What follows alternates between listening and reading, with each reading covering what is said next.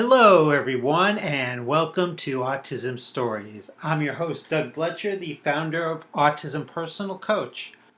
Autistic people are the true experts of the autistic experience, and Autism Stories is where we interview autistic people and others in the autism community to learn from their stories, experiences, and get their advice. If you'd like to be notified about each week's episode of Autism Stories, we suggest you subscribe on your favorite podcast listening platform. We would also appreciate it if you could give us a positive rating and review, as it will help others to learn about autism stories. Storytelling has been in existence almost as long as humans have, and I think that the purpose of storytelling isn't just to tell a story, but to tell you a story that makes you think. That is exactly what today's guest on Autism Stories does, Kelly Martinez. Kelly has been getting people to think through her tarot card readings of them for the last 20 years. She joins us today to talk about that and why some autistic people have strengths that would allow them to be good tarot readers as well. We hope you enjoyed today's conversation. Kelly, thanks so much for joining us today. I'm glad to be here.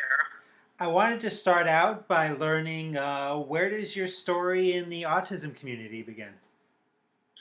Wow, I think that I probably was kind of on the fringes of it for a long time. And my husband is autistic as well. And so one thing I've learned is that I have an almost stereotypical story of a woman with autism, finding out later in life because of a family member who is autistic, and then realizing that all the signs got missed with yourself over the years. And so, one thing is, I started following autistic bloggers and autistic people on Twitter because I wanted to understand my husband better. I wanted to have more of a view of what it is to be autistic than just what I see with him, because I didn't want to fall into that trap of thinking that this one autistic person represents all of autism.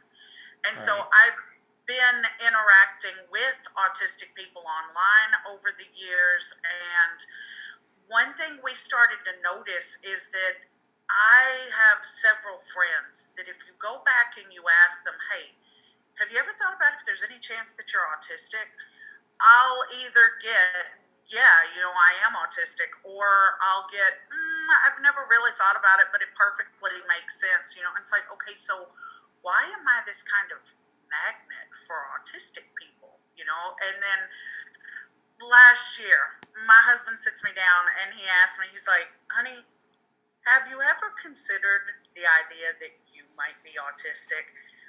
And I'm like, well, that doesn't make sense. They would have spotted it in me already. I've gone through years of going through mental health therapy, other mental health things.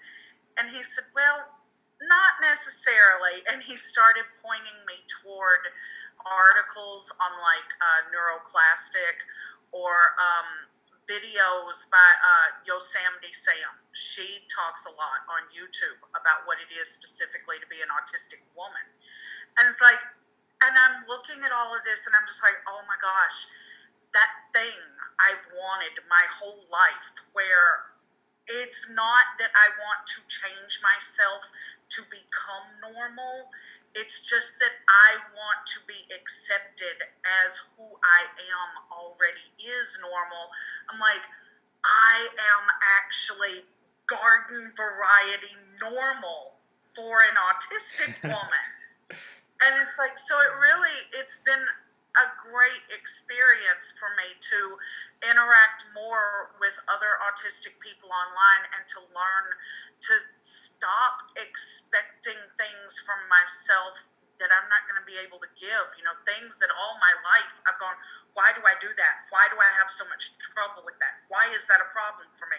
Now I can just go, girl, you're autistic. It's an executive function issue.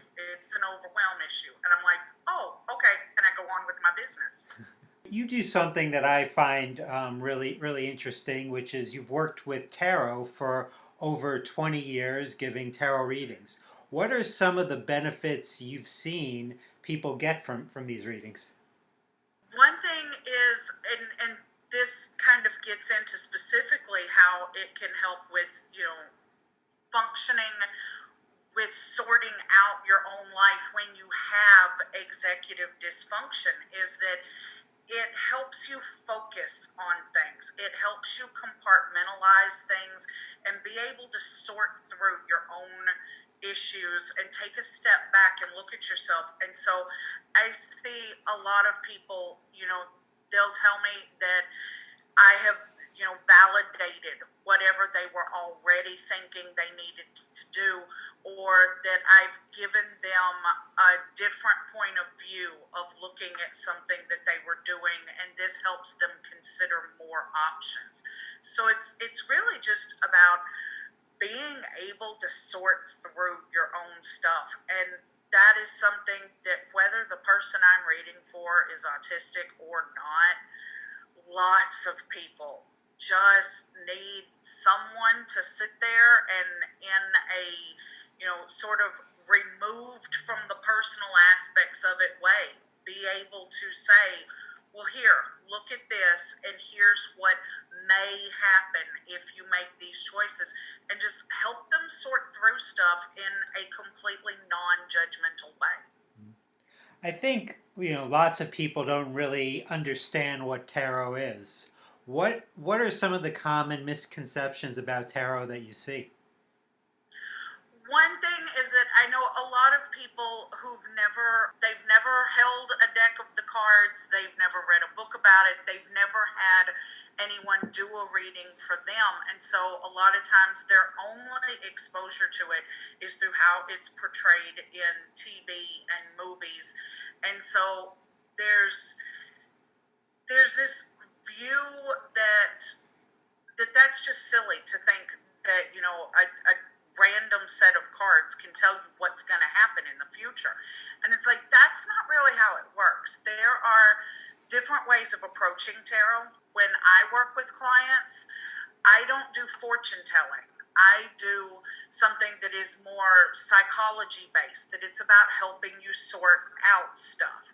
But even readers I know who do fortune telling, divination work, they're not saying that whatever showed up in the cards is absolutely what's going to happen. What they're saying is the cards are showing a flow of events, that this is where things are headed unless you want to change it. It's giving you a heads up in things are headed this way unless you intervene.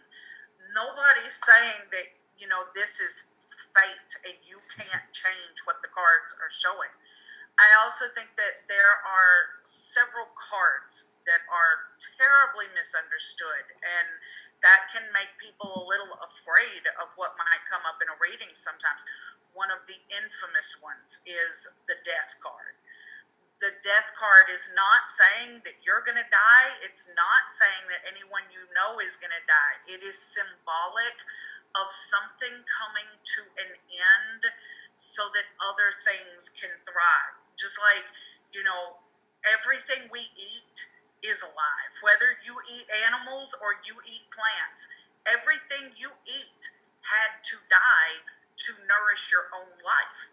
And the death card represents events in your life coming to a close so that new events can start, so that other things can thrive. It has nothing to do with a traumatic, someone you love will die. And a lot of people don't know that. Now, you've been doing tarot for a long time, so I'm sure people have asked you all types of questions during these readings. How do you determine what questions may be appropriate to answer and what questions that they're definitely not appropriate? I will not do readings to diagnose a medical problem. people need to see doctors for that. I am not a doctor, and so no, I am not going to pull out cards to try to tell you if you've just got the cold or if you've got the flu or if whatever that joint issue you're having is just your arthritis, or no, you need to go to your doctor for that. I can do readings to help people figure out, once you've got a diagnosis, let's say, you've got a bad diagnosis, maybe you've got cancer or something. I can do a reading to help you sort out how to emotionally deal with your diagnosis, how to make a plan for when to know to go ahead and call your doctor and when to know that you just need to take a rest. But I am not going to diagnose a medical issue through tarot cards. And I don't do readings like for a third party. If somebody comes to me and they want a reading to let them know, is my sister going to win the lottery? It's like, well, first of all, I can't tell you if anybody's going to win the lottery. That's not the kind of readings I do, But I'm not going to have you come to me and ask me to do a reading about your sister's life. You can come to me and you can ask things like, how can I improve my relationship with my sister? How can I be more supportive of my sister? She's doing wild things that I completely disagree with. What can I do to improve my relationship with her and to have a better chance of communicating with her about things? But I'm not going to do a reading about your sister's life if your sister didn't come to me and ask for it. So I think a lot of times my boundaries on what types of readings I will and won't do are largely about ethics. Now, many autistic people are good at examining patterns, which, from my understanding, can be a helpful skill in tarot. What are some other skills that some autistic people may possess that make them good at tarot?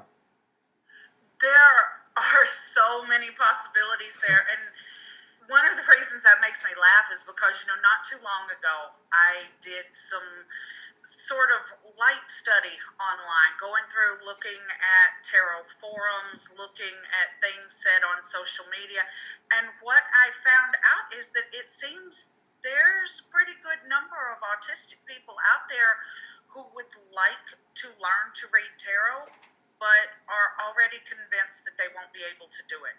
And I think that a lot of that comes from, often non-autistic people will misunderstand what we're capable of because even if we can do it, we don't do it the same way they do.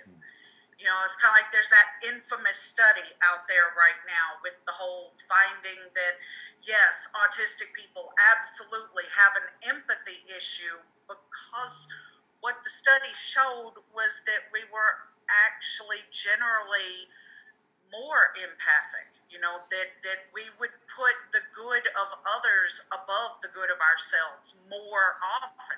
I feel like that's a problem a lot of times, is judging that anything that autistic people do a different way means that we can't do it. And a lot of autistic people, I think, have internalized that and have this idea that, well, tarot takes a lot of intuitive stuff, and autistic people aren't intuitive. We're scientific thinkers. Well, first of all, the two are not mutually exclusive. You can be both. But I also think that a lot of times autistic intuition, autistic empathy, autistic creativity simply work differently than non-autistic.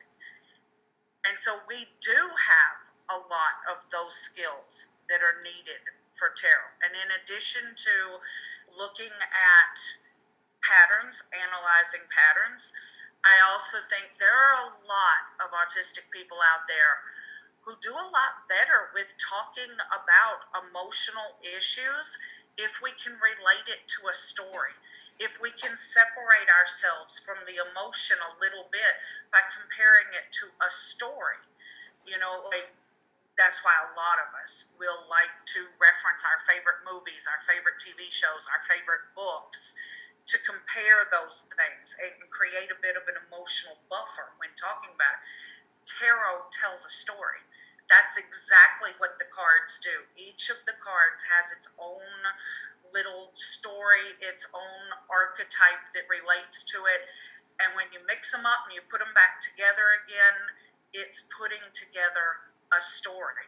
So I think that for autistic people who are more comfortable looking at things through storytelling, tarot's a great tool. I also think that the ability to separate, how you feel from the objective facts is an important skill. To be able to sit there and go, well, okay, yeah, I know I feel this way about it, but the facts say here's what's happening. That's an important skill with tarot. You've spent a lot of years with tarot, so I'm sure you've learned a lot of things along the way to make you a better reader for people. What have been some of the things you've learned to improve your skill level to where it is today? One of the things that I have learned is that you don't have to stick with the assigned meanings to the cards. I mean, some people will. That's going to be where they're more comfortable, and I have seen readers who can do great readings that way. For me, I wasn't going to do great readings that way. Trying to just memorize, here's what the card means, and then make all the cards make sense together did not work. And so one of the things that I have learned is that working with the cards actually helps me listen to myself more. That when there's that little voice in my head that says, oh, but wait, these two cards have the same color palettes, they must mean something together. And, maybe all the books on it don't say anything about what those cards would mean together. I've learned to listen to that little voice inside myself and to say to myself, hey, if you're seeing something there that lines up, then explore that. See how those cards, how their stories play together. And that has actually made me a much better reader, is learning how to cross over from here's what the books say, here's the assigned meanings, and now I know the facts, to how do I apply that when I'm reading the stories. Now, we all want a sense of control in our lives, but with tarot, do you think you have to give that control back to the cards that show up in each reading? I actually think the cards can give you more control in your life because, as I mentioned before, it can be a very useful tool for dealing with the executive dysfunction. When you can't sort through everything. It's like everything wants to be step one in your brain, and no, everything cannot be step one. And so I feel like, sitting down and using the cards to look at a situation, it draws your attention to certain things. It's one of the things is it can seem odd sometimes to some people who are less familiar with tarot that almost every card that shows up can be applicable to the situation. And sometimes, people kind of try to use that as a thing to discount tarot, to say, well, you could make any card fit that situation. Yeah, that doesn't mean it's not working. That's actually how it's supposed to work, because it means whatever card showed up, it is drawing your focus to that area of your life. It is helping you compartmentalize and break things down. And so now you're looking at just this one aspect and shutting out your brain trying to sort through all the other aspects at the same time. And so because of how it can help you focus and help you really analyze what's going on, reflect on it, and make plans for the future, it's not so much about giving up control to whatever turned up in the cards. It's about using the cards as a tool to take your control back and have a better idea of what you need to do moving forward. I think it's really interesting you talk about executive dysfunction in terms of tarot.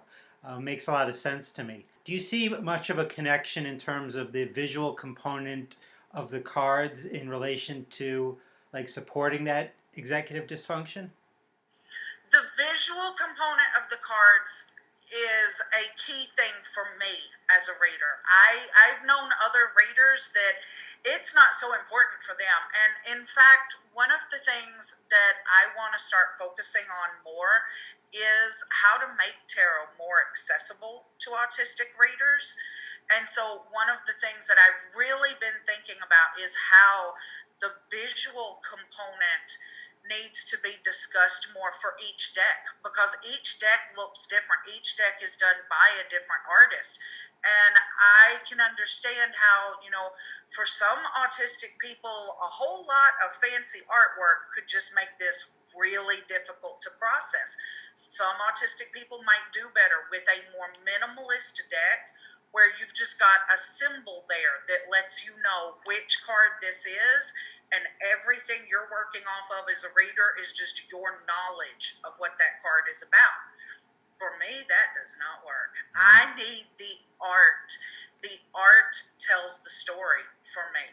And so, yes, for me, and I mean, I emphasize for me because it's like, it doesn't have to be that way for all readers.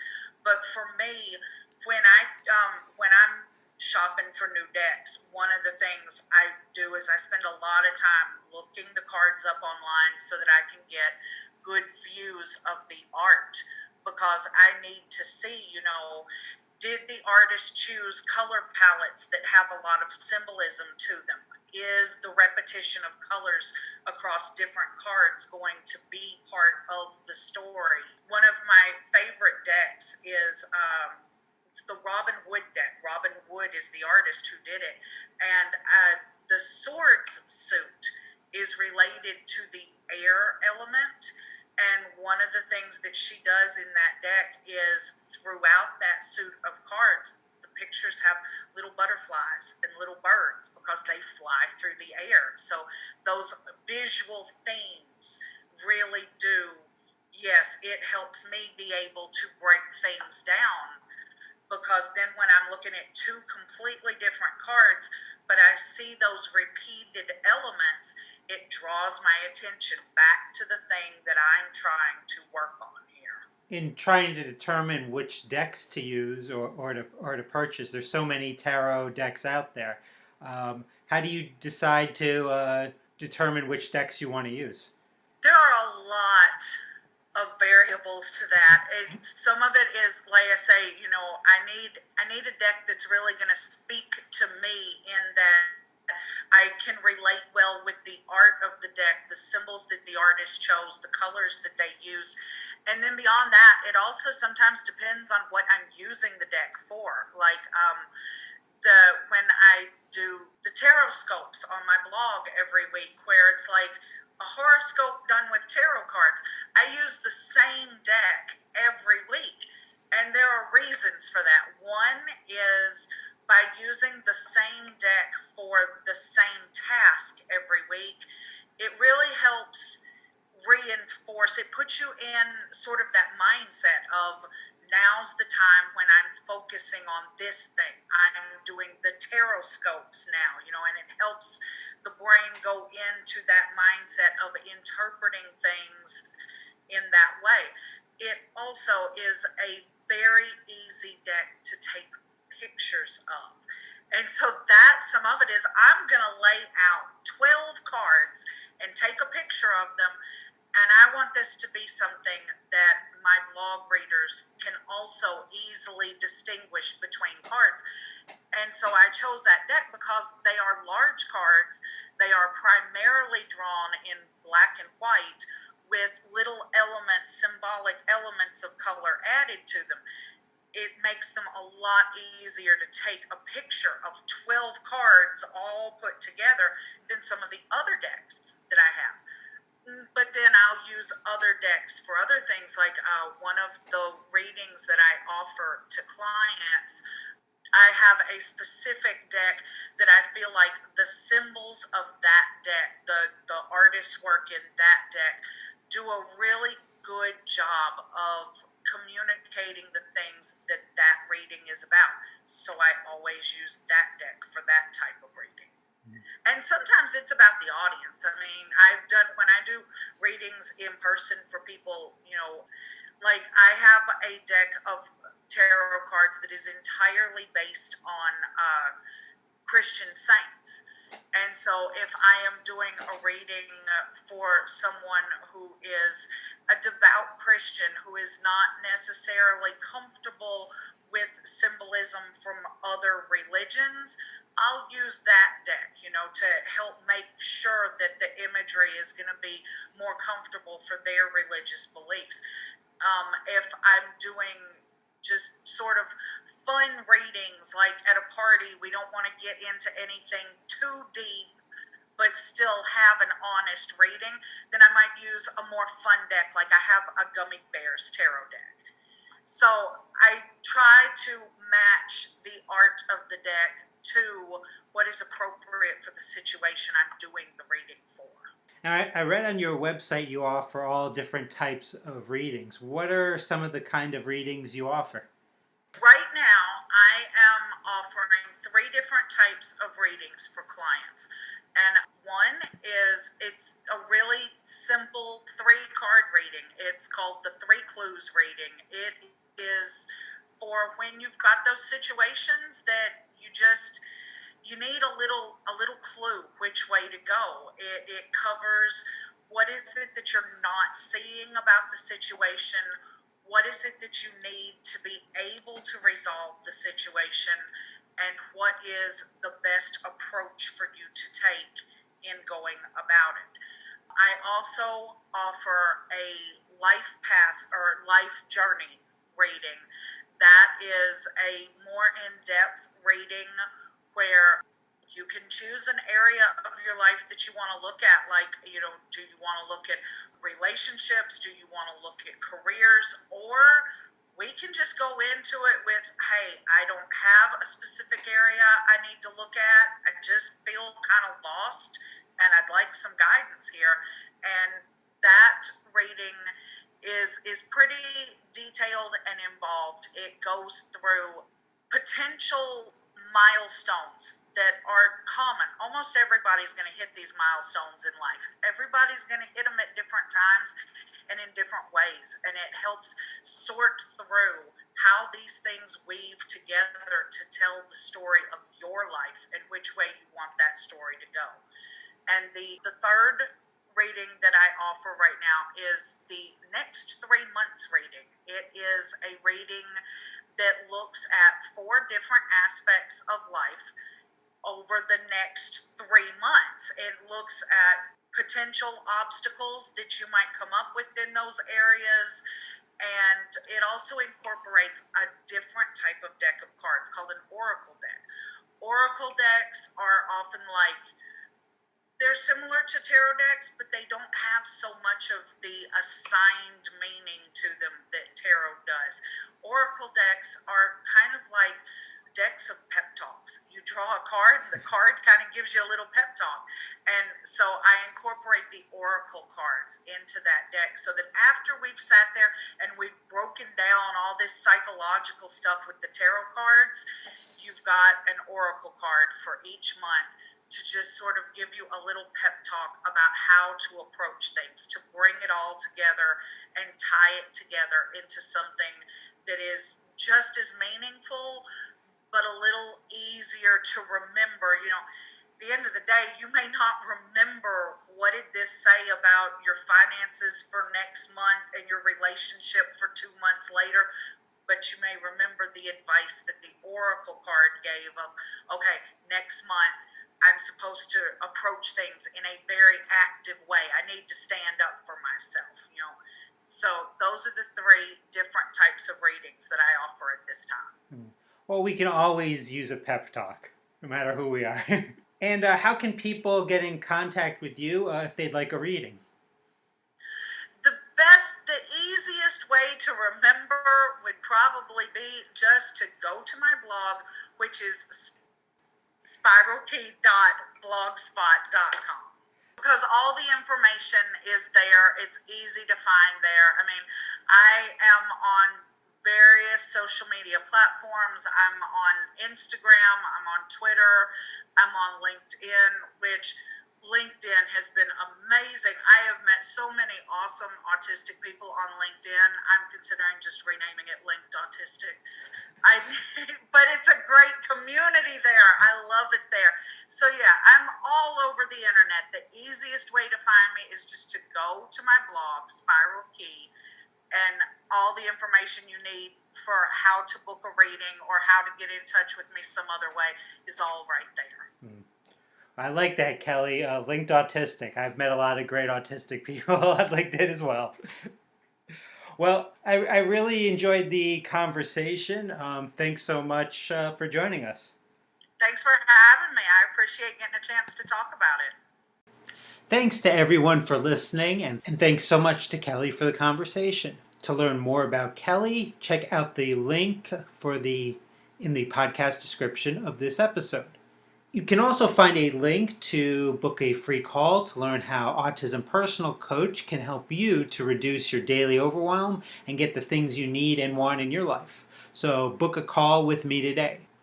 If you'd like to be notified about each week's episode of Autism Stories, we suggest you subscribe on your favorite podcast listening platform.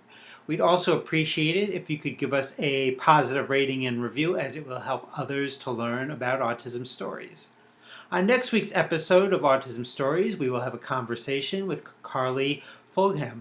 Talk to you then.